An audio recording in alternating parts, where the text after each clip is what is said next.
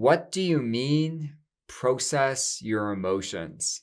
I like this one. It feels a bit heavy a little bit. Like when we think of processing emotions, there's a lot to that, Tanner. I know. How many people listening have gone to their therapist and their therapist is like, you got to process your emotions.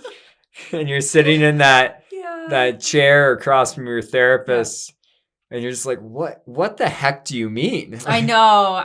Or you're just like, processing emotions. And there's that like sinking feeling. I get that. I understand that. I have that too. And I tell people to process their emotions. So I understand. I know. We're therapists. Yeah. And we don't like it very much sometimes. And I think it can be really confusing. Yes, that's fair. Well, and I think like, you're right. Like I think people hear processing emotions a lot. And yeah, I say processing emotions a lot, but it's important to break it down of like what that is. Mm-hmm. So this episode, What Do You Mean Process Your Emotions, is a 2-part series. Oh, 2-part series. You seemed really excited about it. I know. I was excited about these 2-part series. I feel like the people listening to the podcast can't see our fingers of like, we're really emphasizing unless you're watching it on YouTube. Here. You're doing like the bunny ears. Yeah. So today, part 1, we are going to focus on why emotions. Because you really emphasized the one there as well. Okay. We got to get on track here. I'm sorry. We're falling apart and we're just starting off. It's been a long week for us. Yeah. We'll talk about it in another time. Yeah. But today, part 1. Yes. We're going to focus on why emotions trigger chronic pain and symptoms. Yes. And then in our next episode, part 2, we're going to provide a process for exploring and releasing emotions. And we wanted to do 2 parts because it's important to know about how to process, but it's also important to know why, like why they're connected to chronic pain and symptoms and having that understanding. Yeah, and that's what we're really focusing on today of like why this is essential. Yeah.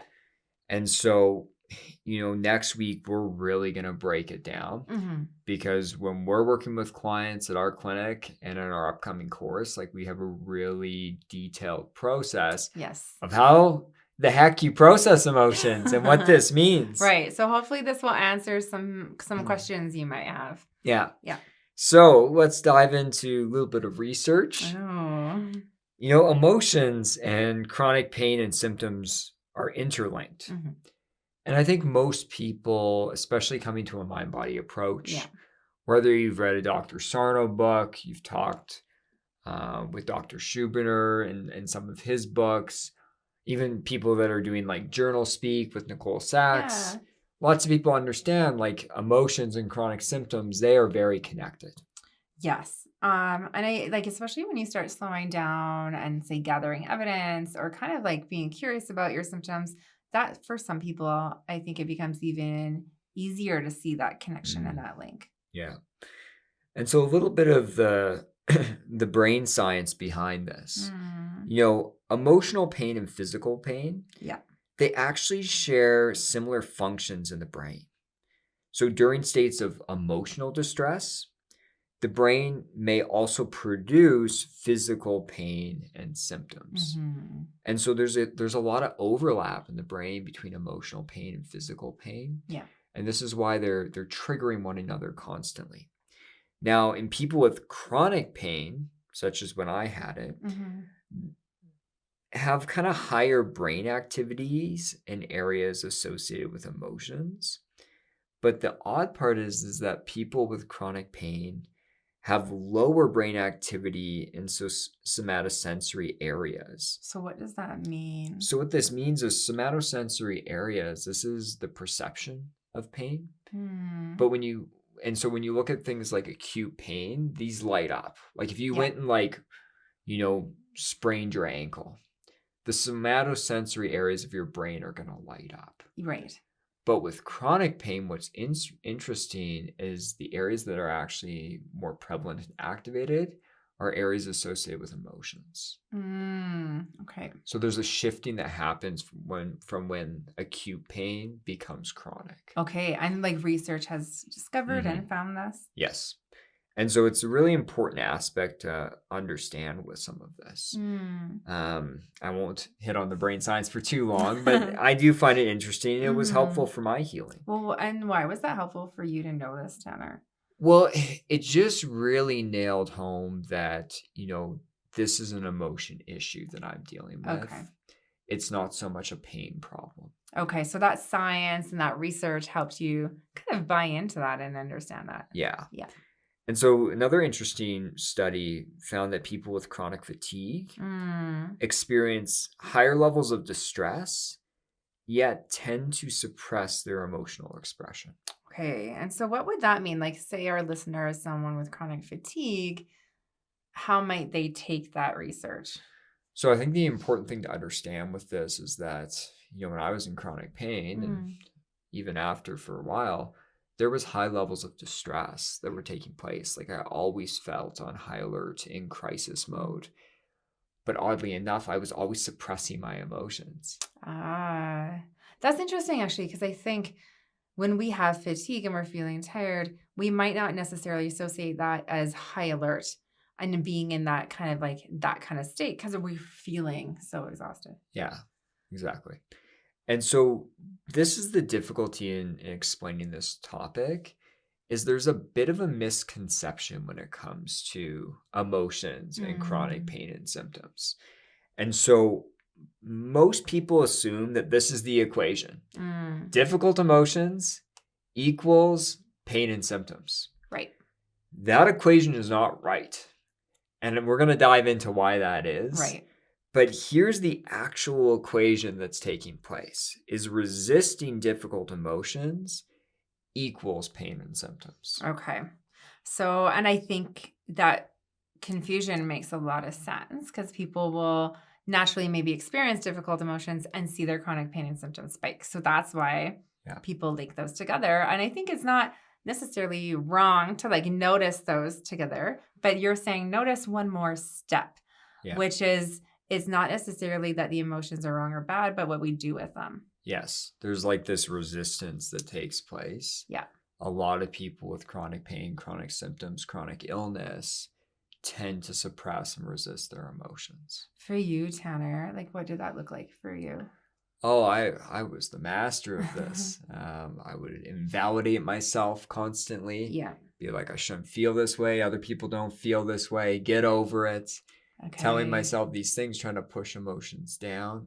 Did you know you were actively doing that at the time? I think it just became second nature from when I was a kid. And I think also a really fancy term that happens to a lot of people with chronic pain and symptoms is alexithymia, where there's a lack of awareness. Yes. I was always in my mind thinking, processing, focusing on the external world. Yeah. And I had very little awareness of my emotions until they crossed this threshold where they were really intense. Well, and I think that's a really interesting point because a lot of people that I talk to spend a lot of time in that thinking kind of realm. But there can be that disconnect from emotions. And I think that's just for a lot of society as well. We're kind of we tend to be that way. But then we don't really know what's going on with emotions. And that becomes this consistent link of just put emotions over there or shove them down or Yeah, and we also see a lot of people, myself included, where there's just avoidance or defenses. So much avoidance. I would just avoid emotional conversations. I remember, years back when I was in chronic pain, you come home with work stress or dealing with something. I was reaching out for support. You were doing the right thing here. I ain't judging you. I'm judging myself. Are you saying you didn't give me the support? Looking back, I could have done a much better job. But there was avoidance where I try and change the subject, use humor, do anything I could. I still do that sometimes. I still do that sometimes, but I've gotten better. Okay. So what was it that was so scary about those emotions that I was maybe displaying or kind of pinning on you a little bit? I think these avoidance and defenses take place because people just genuinely feel that certain emotions are not safe. Yes. That they're dangerous. Yes. And they talk about this in pain reprocessing therapy, where we just view certain emotional states as unsafe to feel. And so, over time, everyone's a little bit different here. It could be sadness that you really fear. Yeah. It could be anger. It could be guilt or shame. But or it could just be stress in general. Yeah.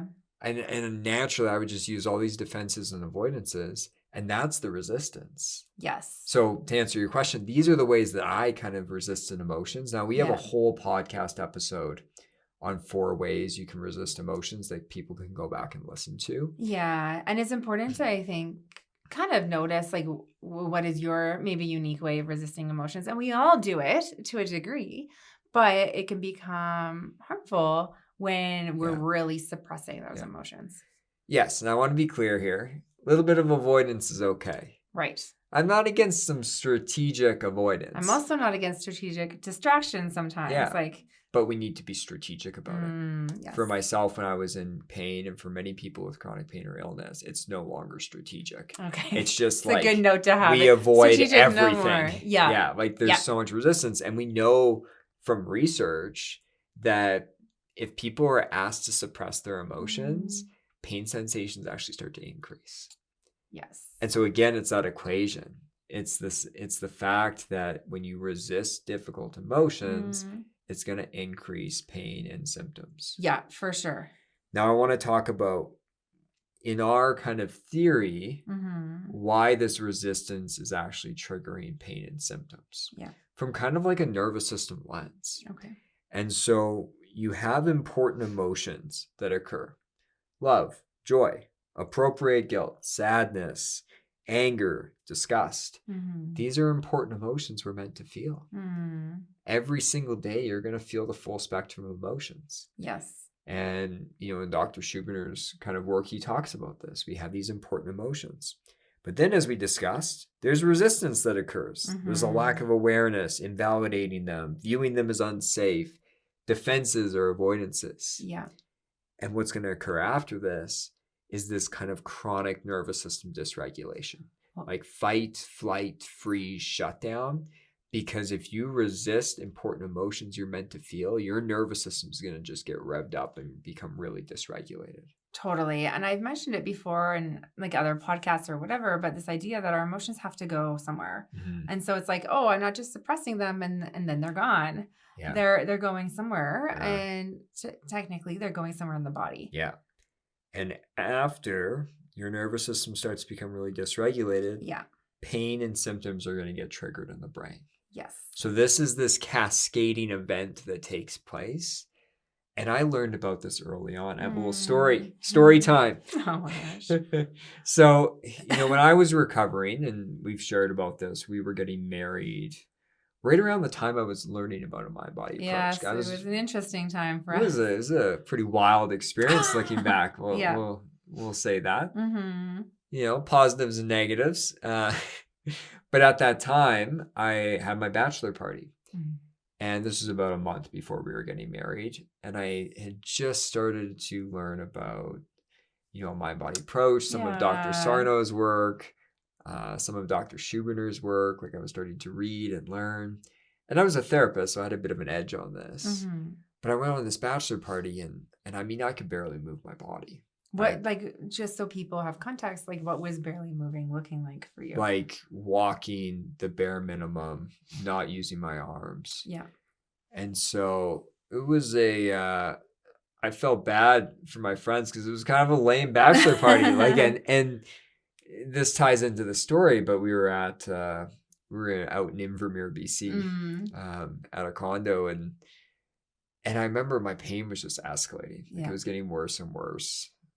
We went to the hot springs, and even in the hot spring, like my back and hips were just awful. So after that, we went home, and I went and lied in bed for maybe an hour or so. And I just realized I had all these emotions taking place. Right. I was feeling this pressure to make my friends happy. I was feeling guilt that it wasn't a fun time for everyone. I was feeling fear and sadness around the whole experience. And I started to somatically allow myself to feel that in the body. And what did that look like? I know we're going to get into We're going to get into it, but I really just brought to mind, okay, what's going on emotionally? I started to notice, how do the emotions feel in my body? What are the sensations taking place? I breathed with them. I let them happen. I actually approached them. Usually I would just Hmm. distract myself, but I was like almost with each exhale, I remember just moving a little bit closer to Yeah. the fear and sadness and guilt I was feeling. So almost a little bit of like inviting in Oh, instead yeah. of like Yeah. pushing away. Yeah. And it wasn't anything super complicated. Yeah. Next episode in part 2, we'll really discuss how to do this. Mm. But the amazing part was as I got up and my back pain had been cut down by, I don't know, 80, 90%. Were you shocked by that? Oh, I was shocked. I was Yeah. like, wow, this stuff really works. Oh. Like this was like one of Yeah. my first experiences in actually processing my emotions and seeing the effect. Mm. And so again, it wasn't the fact that the difficult emotions were there that was triggering it. Yeah. It was just all this resistance I was feeling to not allow myself to feel them. And once I actually felt them and felt them with a sense of safety, my pain shot down. Yeah. And that's what we're hoping that people really learn from this 2-part series. You know, when we talk about this, really simply, the first step is just identifying and exploring the emotions somatically. Right. So and I guess I wanted to kind of say, if you are someone that has trouble even recognizing if emotions are going on or what emotions are happening for you, then that is the starting place of identifying. Yeah. And it's understanding all emotions. They're physical sensations in the body. They're not your thoughts. Right. I want to be clear about that. You don't think you're sad. You feel sad. Well, and I think that can be a complicated one too, because often like it makes sense that we attach thoughts to our emotions. Yeah. But that's the first step is, you identify and explore the emotions. Secondly, you start to respond with validating, curiosity, compassion, and helpful behaviors. Yeah. Like we actually respond and care for the fact that we're feeling this way.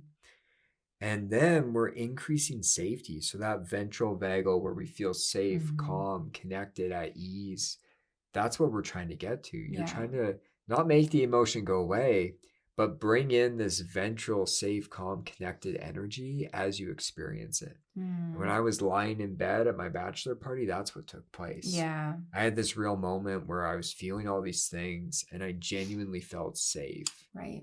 To feel these things that were still uncomfortable. But there was a sense of safety and calmness to that as well. And then as a result, whether it's in the moment or over time, pain and physical symptoms can start to reduce. Yeah. Yeah. I think that's a really nice breakdown of it. Of like just kind of being present and then kind of stopping that resisting. Yes. Yeah. And so this is part 1 of our 2-part series. Yeah. What do you mean process your emotions? So I guess kind of what we're asking people with this part 1 is to start to explore, okay, do I have emotions going on? Yeah. How do I resist them? What does that look like? And maybe start to be a bit curious about them instead. Yeah. And it's understanding that connection, that when are you resisting emotions and how is that affecting your pain or symptoms? Yeah. Like starting to really explore and notice that throughout the day. Yeah. Because a lot of the time when I'll have pain flares, which is super rare at this point, but most of the time it's because I'm resisting feeling important emotions that I'm meant to feel. Yeah, totally. And so next week, this is where the meat and potatoes is, we're going to really provide a process for exploring and releasing emotions. And this, again, is what we use with clients and what we outline in our upcoming course, too. Yeah. So thank you, everyone, for listening. Thank you for listening. And we'll talk to you all next week. Talk to you next week.